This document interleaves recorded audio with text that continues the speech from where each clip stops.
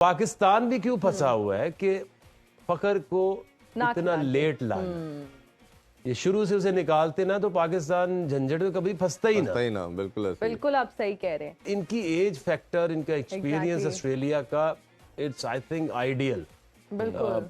और एक कमी एक है कि इनके पास वो जो एक पेस बॉलिंग ऑलराउंडर है वो उस तरह से नहीं परफॉर्म कर रहा है, या स्ट्रॉनेस है लेकिन उनकी बॉलिंग में वो चीज नहीं है। ग्रीन की बैटिंग इन पिचेस के ऊपर आई think it's a good decision. अब देखना ये है कि दे मस्ट स्कोर अराउंड 300 क्योंकि ये पिच सही है, इसके ऊपर रन बनते हैं। बिल्कुल 300 रन अगर बनाते हैं तो गेम ऑन है। बिल्कुल गेम ऑन है। आकिब सर, आपका भी कमेंट लेना चाहेंगे। आप क्या समझते हैं कि अफगान स्पिनर्स जो हैं वो ऑस्ट्रेलियन बैटर्स के लिए कोई प्रॉब्लम क्रिएट कर सकते हैं? देखिए उनकी स्ट्रेंथ ही ये है और उनके पास जो फास्ट बॉलिंग में उस तरह के बॉलर्स तो नहीं है कि वो ऑस्ट्रेलिया जैसी एक स्ट्रॉन्ग बैटिंग लाइन आपको हर्ट कर सके। और एक चीज़ ज़रूर है कि उनके पास एक डिपार्टमेंट ऐसा है कि जिसमें वो दुनिया में नंबर 1 है। तो ये उनकी सक्सेस है।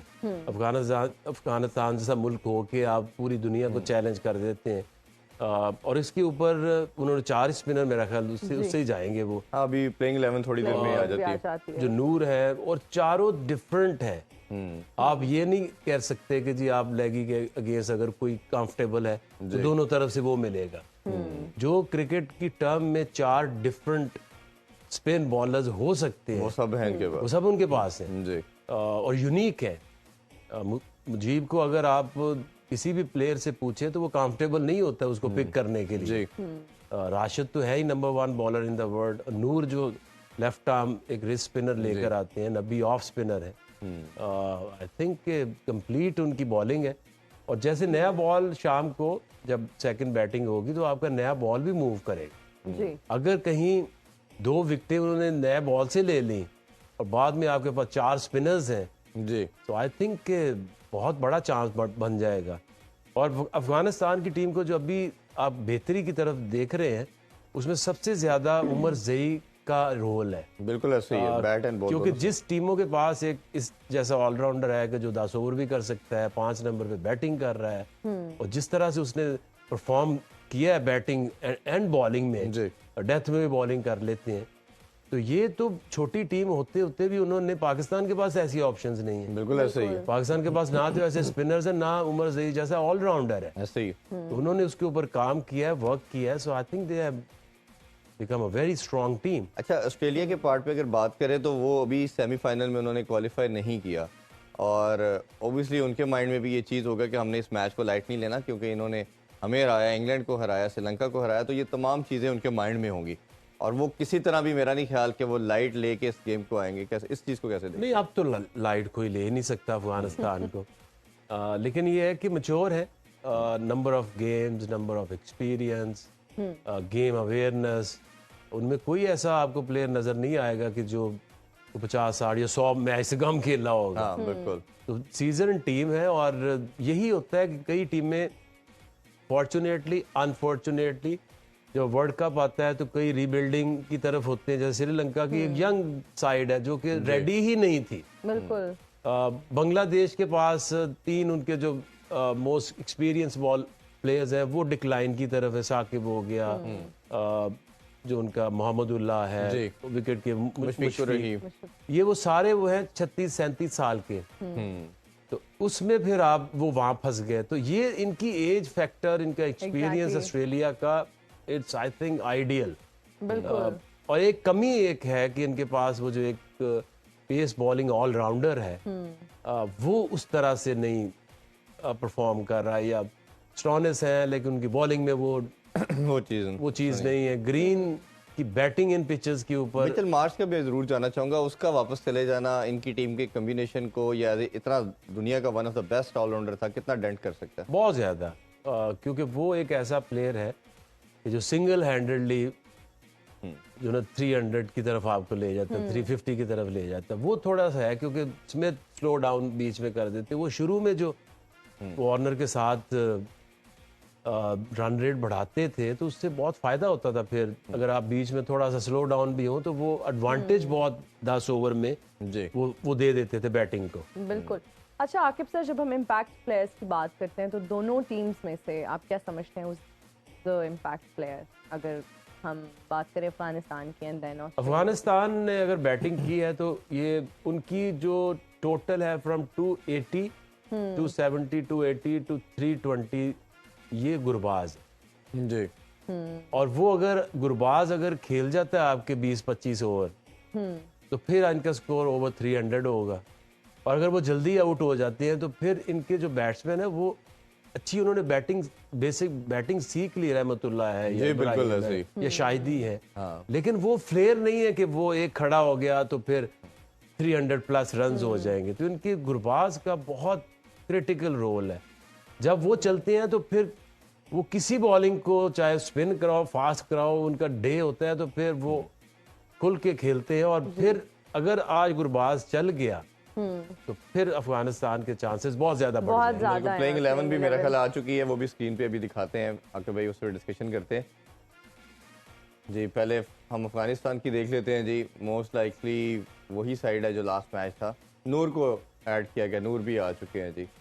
और फजल हक फरूकी की जगह रखा गया, नवीन को आज वापस लाए गए हैं, फजल हक फरूकी को नहीं रखा गया। शायद मेरा ख्याल है इसकी रीज़न यही एक नज़र आती होगी को डेथ ओवर में काफ़ी रन देते हैं, लेकिन न्यू बॉल से वो आउट भी करते हैं। ये एक मेरा ख्याल है कि ये अगर तो वो तो फिटनेस का मसला नहीं है तो फिर फारूकी को खिलाना चाहिए। सेम साइड है, मिचेल मार्श भी आ चुके हैं वापस, लेकिन ये मुझे लगता है कि ये तो शायद इसको टीम से कहेंगे रीचेक कर लें, क्योंकि मिचेल मार्श तो ऑस्ट्रेलिया वापस जा चुके हैं, ये नहीं होंगे।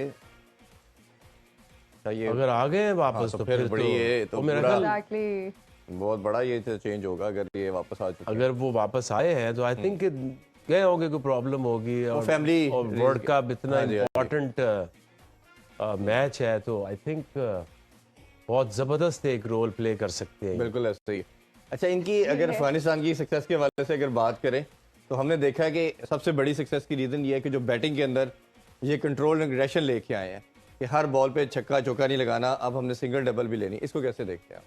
लेकिन इनकी जो गेम है वो इन्होंने रहमत है, शाहिदी है, ये इस तरह की बैटिंग करते हैं कि रोटेशन भी कर लेते हैं और रीजनेबल पार्टनरशिप भी लगा लेते हैं। लेकिन फिर ये कहूँगा कि इनकी सारी जो बैटिंग की जो फिलॉसफी है वो गुरबाज को लेके न्यूक्लियस वही है। जिस दिन वो चलेगा बीच में ये कंट्रीब्यूट करेंगे, स्कोर आपका 300 प्लस हो सकते हैं जी। अगर वो गुरबाज जल्दी आउट होता है। फिर ये वो टीम है जो 260-70 के दरमियान रहेगी और वो मेरा ख्याल इतना तो वो हर्ट मुश्किल करेगी।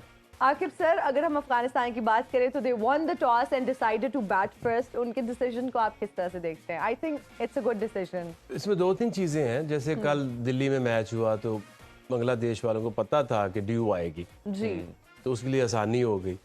ये मैच हो रहा है बॉम्बे में हो रहा है जी, तो वहाँ पे ड्यू फैक्टर नहीं होगा और जब आपके पास इनको 4 स्पिनर से ही जाना चाहिए और जब आप एक टोटल बोर्ड पे लगा देते हैं जी, और उसके ऊपर 50 ओवर हो जाते अगर ड्यू फैक्टर नहीं है तो डेफिनेटली सेकंड टाइम पे ज़्यादा स्पिन होने के चांसेस हैं, बॉल थोड़ा सा स्टॉप भी करेगा। और दूसरा ये कि जब आप एक टारगेट लगा देते हैं, अफगानिस्तान की बैटिंग के लिए भी आसानी है कि कोई प्रेशर नहीं है, स्कोर बोर्ड का जो प्रेशर होता है वो आपसे गलतियां कराता है। बिल्कुल। तो उन्होंने ये नहीं सोचा कि पहले ऑस्ट्रेलिया को खिला दें एक फ्रेंडली सिचुएशन में, और ऑस्ट्रेलिया की एक ऐसी बैटिंग लाइनअप है कि जो अंडर प्रेशर आके भी बाउंस बैक करती है। उस तरह की टीम नहीं है, उनके माइंडसेट ऐसे नहीं है जैसे इंग्लैंड है। इंग्लैंड या तो क्रूज, हाँ बिल्कुल, तो या बिल्कुल ही जो उनकी हालत है बिल्कुल ऐसे ही है। इनकी ऐसी 2015 में भी ऐसी ही सिचुएशन थी इंग्लैंड की। जी, तो they are mentally very tough और ऐसा नहीं है कि वो स्पिनर्स को खेल नहीं सकते। इंडिया में भी बहुत ज्यादा इनके प्लेयर आईपीएल में खेल खेल के तो काफी ट्रेंड हो चुके हैं। सो आई थिंक मैक्सवेल भी खेलता है, आपका जो टोनिस है, वार्नर है, सारे खेलते हैं। स्मिथ भी इनको बहुत अच्छा खेलता है, स्मिथ तो सबसे बेहतर स्पिन को खेलता है। तो आई think it's a good decision. अब देखना ये है कि दे मस्ट स्कोर अराउंड 300 क्योंकि ये पिच सही है, इसके ऊपर रन बनते हैं। बिल्कुल 300 रन अगर बनाते हैं तो गेम ऑन है। बिल्कुल गेम ऑन है। अच्छा अब आके भाई ऑब्वियसली अब हर मैच बड़ा इंपॉर्टेंट है और एक 2 टीमें क्वालिफाई कर चुकी हैं, इंडिया और साउथ अफ्रीका। अब 4 टीमों का बेसिकली हंट है। ऑस्ट्रेलिया की कोशिश होगी कि आज मैच जीत के वो अपने आप को सिक्योर कर लें और वो तीसरे नंबर पे आ जाएंगे। फिर ऑब्वियसली देखना पड़ेगा हमारा, न्यूजीलैंड का और अफगानिस्तान का, जो आपस में ये हंट शुरू हो जाएगा। क्या आपके ख्याल में लगता है कि श्रीलंका के अंदर वो चीज़ है कि वो न्यूजीलैंड को हरा सकती है? देखिए, एज टीम तो कोई कंपैरिजन नहीं है, बट लेटली जिस तरह से न्यूजीलैंड ने उस दिन डिसीजन कुछ गलत किए, उससे फंस गया, क्योंकि ये अगर साउथ अफ्रीका वाला टॉस का डिसीजन सही ले लेते तो जी स्टोरी डिफरेंट हो सकती। सकती थी, बिल्कुल। क्योंकि ये उन्होंने सोचा नहीं था शुरू में, जैसे आया ना उन्होंने, वो तो डिफरेंट लीग के ऊपर, डिफरेंट लेवल के ऊपर ऑपरेट कर रहे थे। हम यही कह रहे थे कि जो क्रिकेट न्यूजीलैंड खेल रही है, जो क्रिकेट साउथ अफ्रीका खेल रही है, वो तो एक डिफरेंट प्लेनेट पे खेल रहे हैं।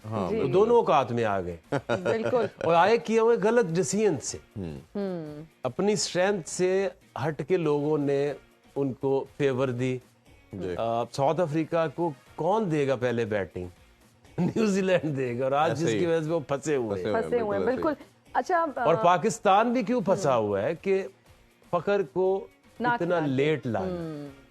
ये शुरू से उसे निकालते ना तो पाकिस्तान झंझट में कभी फंसता ही ना। बिल्कुल ऐसे ही। बिल्कुल आप सही कह रहे हैं। खेलों से रिलेटेड तमाम अहम खबरें और अपडेट जानने के लिए सुनो न्यूज़ के YouTube चैनल को भी सब्सक्राइब करें और बेल आइकन को क्लिक करना मत भूलिएगा।